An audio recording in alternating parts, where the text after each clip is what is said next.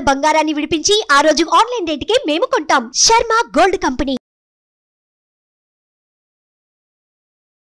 Hi, నా పేరు doctor hypno Padma Kamalakar, counselling psychotherapist, hypnotherapist, family and marriage counsellor. మా doctor hypno Kamalakar's mind and personality care Rajahmundry, హైదరాబాద్లో ఉంది. ఈ రోజుల్లో చాలామంది వివాహం అయిన తర్వాత, పిల్లలు పుట్టిన తర్వాత మ్యాక్సిమం పిల్లల్ని అంటే జనరల్గా ఇంతకుముందు ఏమయ్యేదంటే పిల్లలు పుట్టిన తర్వాత ఒక 6 నెలల వరకు అమ్మమ్మ దగ్గర ఉండేవారు, లేదా నాన్నమ్మ దగ్గర ఉండేవారు. కానీ ఇప్పుడు మ్యాక్సిమం వైఫ్ అండ్ హస్బెండ్ పుట్టిన పిల్లలు అంటే పుట్టిన పిల్లల్ని ఒక 6 నెలల వరకు పక్కన పడుకోబెట్టడం మంచిదే. కానీ మ్యాక్సిమం ఏంటంటే ఒక నెల వరకు పక్కన పడుకోబెట్టుకొని తర్వాత ఉయ్యాల్లో వేయటము, లేకపోతే కింద మ్యాట్రిస్ వేసి పడుకోబెట్టడం అనేది చేస్తే వాళ్ళు ఒక రకమైన ఇండివిజువాలిటీ డెవలప్ అవుతుంది, ఒక రకమైన శక్తి కూడా డెవలప్ అవుతుంది. ఎందుకంటే అలా వేరే పడుకోబెట్టడం వల్ల వాళ్ళు ఒక సెక్యూరిటీ, ఇప్పుడు తల్లి తండ్రి దగ్గర పడుకుంటే ఒక సెక్యూరిటీ అని అనుకుంటాం. ఓకే, అది ఒక 1 మంత్ 2 మంత్స్ వరకు ఓకే, పర్వాలేదు. 3 మంత్స్ నుంచి వేరే పడుకోబెడితే వాళ్ళు ఈ తల్లిదండ్రుల శక్తే కాకుండా వాళ్ళలో కూడా ఒక ఇండివిజువాలిటీ అనే శక్తి డెవలప్ అయ్యి వాళ్ళు స్ట్రాంగ్గా మారడానికి అవకాశం ఉంటుంది. కానీ చాలామంది తల్లిదండ్రులు ఏం చేస్తారంటే 10 సంవత్సరాలు వచ్చినా 20 సంవత్సరాలు వచ్చినా తల్లిదండ్రులు పక్కనే పడుకోబెట్టుకుంటారు, లేదంటే పక్కన ఇంకో బెడ్ వేసి పడుకోబెడుతూ ఉంటారు. కానీ ఇది ఎంత డేంజరో తెలుసండి. నా దగ్గరికి అంటే 7th క్లాస్ చదువుతున్న ఒక పిల్లవాడిని పేరెంట్స్ నా దగ్గరికి తీసుకొచ్చారు. ఎందుకు తీసుకొచ్చారో తెలుసా? వాడికి ఒక చెల్లి ఉంది. వీళ్ళు ఎప్పుడు కూడా పేరెంట్స్ వాళ్ళ రూమ్లోనే పడుకోబెట్టారు.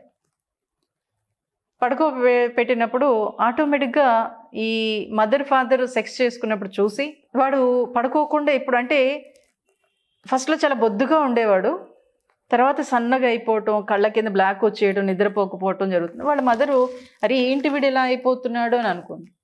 కానీ వీడు ఏం చేస్తున్నాడంటే వాళ్ళ అమ్మా నాన్న సెక్స్ చేసుకునేటప్పుడు వాడు అసలు పడుకోకుండా అదే చూస్తూ ఉండిపోయేవాడు. అలా చూస్తున్న క్రమంలో వాడు ఏం చేశాడంటే వాళ్ళ చెల్లి ఉంటే ఆ చెల్లితో అలాగే చేయడానికి ట్రై చేసినప్పుడు ఆ తల్లి చూసి స్టన్ అయిపోయింది. అప్పుడు నా దగ్గర తీసుకొచ్చారు. సో కాబట్టి ఏంటంటే చాలామంది పేరెంట్స్ ఇలాగే చేస్తున్నారు.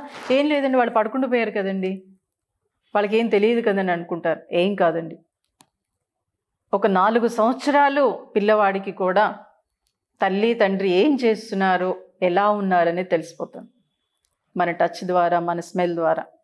సో కాబట్టి ఏంటంటే చక్కగా 6 నెలల నుంచి పిల్లల్ని చక్కగా వేరే రూమ్లోనో లేకపోతే ఉయ్యాల కన్నా చక్కగా కిందే మ్యాట్రిస్ వేసి పడుకోబెట్టడం అనేది మంచి పద్ధతి.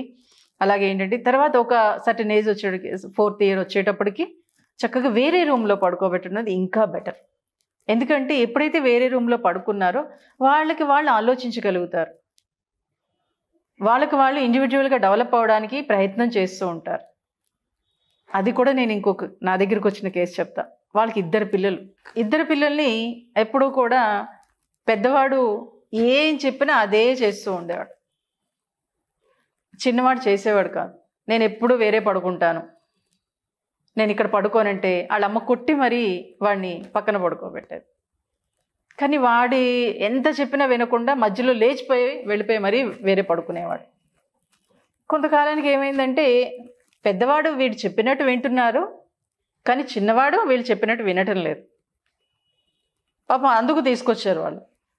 తీరా చూస్తే నేను చెప్పా, చిన్నవాడు చేస్తున్నది కరెక్టే, ఎప్పుడైతే వాడు అలా వేరే పడుకోవటం అనేది మొదలుపెట్టాడో మీరు అబ్జర్వ్ చేయండి, వాడికి ఏదైనా పని చెప్పినప్పుడు బాగా చేస్తాడు.